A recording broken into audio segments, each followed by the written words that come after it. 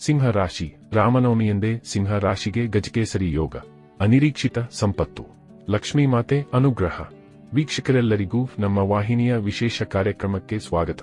ಇವತ್ತಿನ ಈ ವಿಡಿಯೋದಲ್ಲಿ ನಾವು ಶೀಘ್ರದಲ್ಲಿಯೇ ರೂಪುಗೊಳ್ಳಲಿರುವ ಮಹಾರಾಜಯೋಗದ ಒಂದರ ಕುರಿತಾಗಿ ತಿಳಿದುಕೊಳ್ಳಲಿದ್ದು, ಇಲ್ಲಿ ರೂಪುಗೊಳ್ಳಲಿರುವ ಈ ರಾಜಯೋಗದ ಪ್ರಭಾವಗಳು ಈ ಅವಧಿಯಲ್ಲಿ ಪ್ರತ್ಯೇಕ ಸಿಂಹ ರಾಶಿಯ ಜಾತಕದವರ ಪಾಲಿಗೆ ಹೇಗೆ ಸಾಬೀತಾಗಲಿದೆ ಅನ್ನೋದನ್ನ ವಿಸ್ತಾರ ರೂಪದಲ್ಲಿ ಅರಿತುಕೊಳ್ಳೋಣ. ವಿಡಿಯೋ ಪ್ರಾರಂಭಿಸುವುದಕ್ಕೂ ಮುನ್ನ ಎಂದಿನಂತೆ ನಮ್ಮ ವಿನಂತಿ ಎಂದರೆ, ನೀವಿನ್ನೂ ನಮ್ಮ ಚಾನೆಲ್ ಸಬ್ಸ್ಕ್ರೈಬ್ ಮಾಡಿಲ್ಲವೆಂದರೆ ಈ ಕೂಡಲೇ ನಮ್ಮ ಚಾನೆಲ್ ಅನ್ನ ಸಬ್ಸ್ಕ್ರೈಬ್ ಮಾಡಿ.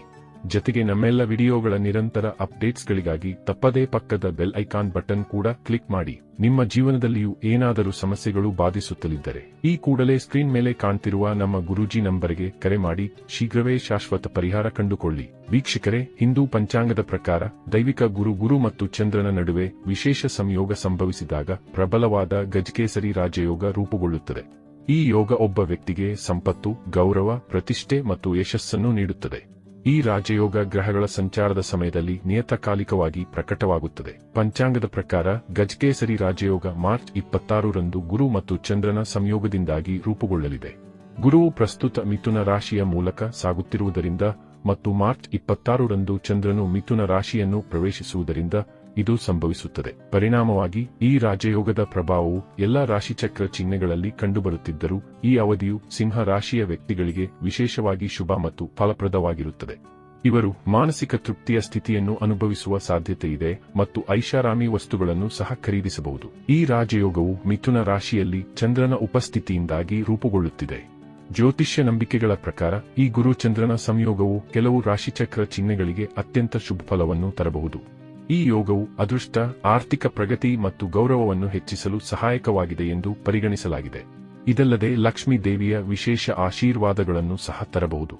ಹೀಗಾಗಿ ಗಜಕೇಸರಿ ರಾಜಯೋಗದಿಂದ ಯಾವ ರಾಶಿಗಳಿಗೆ ತುಂಬಾ ಶುಭವಾಗಬಹುದು? ಹಾಗಾದರೆ ಬನ್ನಿ, ಇಲ್ಲಿ ಶೀಘ್ರದಲ್ಲಿಯೇ ರೂಪುಗೊಳ್ಳಲಿರುವ ಗಜಕೇಸರಿ ರಾಜಯೋಗವು ಈ ವಿಶೇಷ ಸಮಯಾವಧಿಯಲ್ಲಿ ಪ್ರತ್ಯೇಕ ಸಿಂಹ ರಾಶಿಯ ಜಾತಕದವರ ಪಾಲಿಗೆ ಹೇಗೆ ಸಾಬೀತಾಗಲಿದೆ ಅನ್ನೋದನ್ನ ವಿಸ್ತಾರವಾಗಿ ತಿಳಿದುಕೊಳ್ಳೋಣ. ವೀಕ್ಷಕರೇ, ಸಿಂಹ ರಾಶಿಯಲ್ಲಿ ಜನಿಸಿದವರಿಗೆ ಗುರು ಮತ್ತು ಚಂದ್ರರ ಸಂಯೋಗದಿಂದ ರೂಪುಗೊಂಡ ಗಜಕೇಸರಿ ರಾಜಯೋಗವು ಹಲವು ವಿಧಗಳಲ್ಲಿ ಹೊಸ ಬದಲಾವಣೆ ತರಲಿದೆ.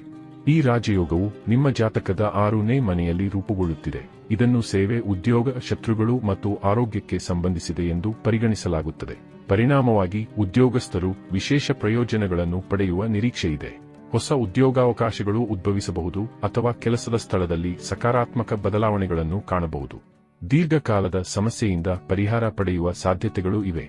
ಈ ಸಮಯ ಆರೋಗ್ಯಕ್ಕೂ ಅನುಕೂಲಕರವಾಗಿರುತ್ತದೆ. ದೀರ್ಘಕಾಲದ ಕಾಯಿಲೆಗಳಲ್ಲಿ ಕ್ರಮೇಣ ಸುಧಾರಣೆ ಸಾಧ್ಯ. ಆದರೂ ಆಹಾರ ಮತ್ತು ದೈನಂದಿನ ದಿನಚರಿಗೆ ವಿಶೇಷ ಗಮನ ಅಗತ್ಯ. ಬಲವಾದ ಆರ್ಥಿಕ ಪರಿಸ್ಥಿತಿಯ ಸೂಚನೆಗಳಿವೆ ಮತ್ತು ಮಾನಸಿಕ ಶಾಂತಿ ಸಿಗಬಹುದು. ಒಟ್ಟಾರೆಯಾಗಿ ಈ ಅವಧಿಯು ಸಮತೋಲನ, ಪ್ರಗತಿ ಮತ್ತು ಪರಿಹಾರದ ಅವಧಿ ಎಂದು ಹೇಳಬಹುದು. ಸಿಂಹ ರಾಶಿಯವರ ಜಾತಕದಲ್ಲಿ ಗುರು ಮತ್ತು ಚಂದ್ರರ ಸಂಯೋಗವು ನಿಮ್ಮ ಷಷ್ಠಮ ಮನೆಯಲ್ಲಿ ರೂಪುಗೊಳ್ಳುತ್ತಿದ್ದು, ಇದು ಗಜಕೇಸರಿ ರಾಜಯೋಗವನ್ನು ಸೃಷ್ಟಿಸುತ್ತಿದೆ.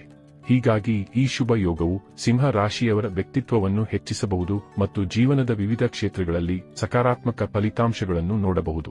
ಈ ರಾಜಯೋಗದ ಅವಧಿಯಲ್ಲಿ ನಿಮ್ಮ ಆತ್ಮವಿಶ್ವಾಸ ಮತ್ತಷ್ಟು ಹೆಚ್ಚಾಗಬಹುದು ಮತ್ತು ನಿಮ್ಮ ನಿರ್ಧಾರ ತೆಗೆದುಕೊಳ್ಳುವ ಸಾಮರ್ಥ್ಯಗಳು ಸಕಾರಾತ್ಮಕವಾಗಿ ಪ್ರಭಾವಿತವಾಗಬಹುದು.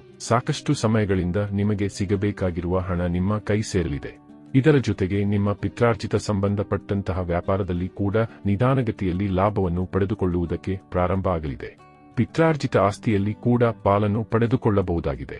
ಆಧ್ಯಾತ್ಮ ಹಾಗೂ ದೈವಭಕ್ತಿಯ ಕಡೆಗೆ ನಿಮ್ಮ ಮನಸ್ಸು ಕೇಂದ್ರೀಕೃತವಾಗಲಿದೆ. ಈ ಸಂದರ್ಭದಲ್ಲಿ ನೀವು ಧಾರ್ಮಿಕ ಕ್ಷೇತ್ರಗಳಿಗೆ ಭೇಟಿ ನೀಡುವ ಮೂಲಕ ಜೀವನದಲ್ಲಿ ಒಂದು ಮಹತ್ತರ ಆಗಿರುವಂತಹ ಗುಡ್ ನ್ಯೂಸ್ ಅನ್ನು ಸ್ವಾಗತಿಸಬಹುದಾಗಿದೆ. ಜೀವನದಲ್ಲಿ ಅಭಿವೃದ್ಧಿಯನ್ನು ಸಾಧಿಸುವುದಕ್ಕೆ ಸಾಕಷ್ಟು ದಾರಿಗಳು ಕಂಡುಬರಲಿವೆ. ಶಿಕ್ಷಣ, ರಾಜಕೀಯ ಅಥವಾ ಆಡಳಿತದಲ್ಲಿ ತೊಡಗಿರುವವರು ಯಶಸ್ಸನ್ನು ನೋಡಬಹುದು. ನಿಮ್ಮ ಮಾತು ಹೆಚ್ಚು ಪ್ರಭಾವಶಾಲಿ ಮತ್ತು ಸಿಹಿಯಾಗಿರುತ್ತದೆ.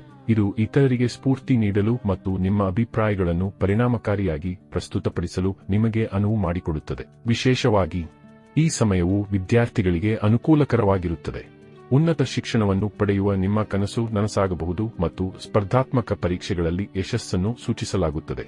ಹೆಚ್ಚುವರಿಯಾಗಿ ಆಧ್ಯಾತ್ಮಿಕತೆಯ ಕಡೆಗೆ ನಿಮ್ಮ ಒಲವು ಹೆಚ್ಚಾಗುತ್ತದೆ. ಇದು ಧಾರ್ಮಿಕ ಚಟುವಟಿಕೆಗಳು ಮತ್ತು ಪ್ರಯಾಣಕ್ಕೆ ಅವಕಾಶಗಳಿಗೆ ಕಾರಣವಾಗುತ್ತದೆ.